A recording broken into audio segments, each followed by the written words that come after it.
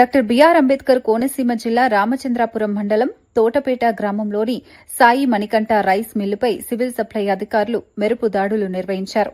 ఈ దాడుల్లో భారీగా పీడీఎస్ బియ్యం అక్రమంగా నిల్వ ఉంచినట్లు గుర్తించారు. సుమారు 60 టన్నుల పీడీఎస్ బియ్యాన్ని అధికారులు స్వాధీనం చేసుకున్నారు. చాలా చోట్ల అరికట్టడం జరిగింది. దానిలో భాగంగా గత 3 రోజులుగా ఈ యొక్క కాకినాడ పోర్టు నుంచి ఏదైతే ఎగుమతి అవుతుందో ఈ పేదలకు ఇచ్చేటువంటి పీడీఎస్ బియ్యాన్ని పైకి ఇతర దేశాలకు ఇతర రాష్ట్రాలకు కూడా ఎగుమతి చేసే దాని మీద మేము ఒక ఉక్కుపాదం పెట్టాం. మొన్న కాకినాడ పోర్టులో సుమారుగా 3,54,00,000 ఖరీదు చేసే సరుకుని సీజ్ చేయడం జరిగింది.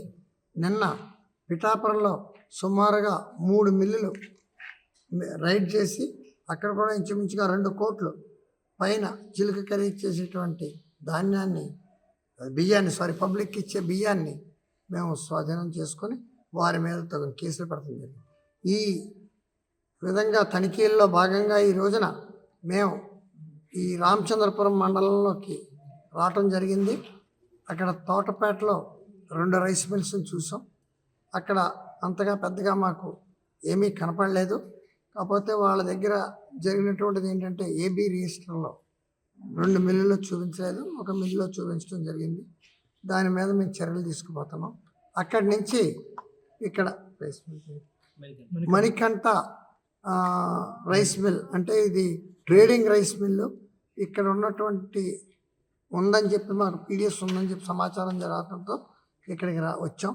ఇక్కడికి వచ్చిన తర్వాత మా పరిశీలనలో ఈ గొడవను ఎత్తి ఈ యొక్క సార్టెక్స్ మిషనరీ ఉంది ఇక్కడ, ఇది సార్టెక్స్ చేసి పోర్ట్కి ఖచ్చితంగా ఇక్కడి నుంచి ఎక్స్పోర్ట్ జరుగుతుంది.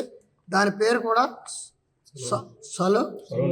సొలోని అనే బ్యాగుల్లో నింపి కాకినాడ పోర్ట్కి ఇక్కడి నుంచి అన్ని చోట్ల నుంచి వెళ్తుంది. కొన్ని చోట్ల నుంచి ఇక్కడ మా పరిసరంలో ఆ సొలోని అనే బ్యాగ్స్ బేళ్లు దొరికింది.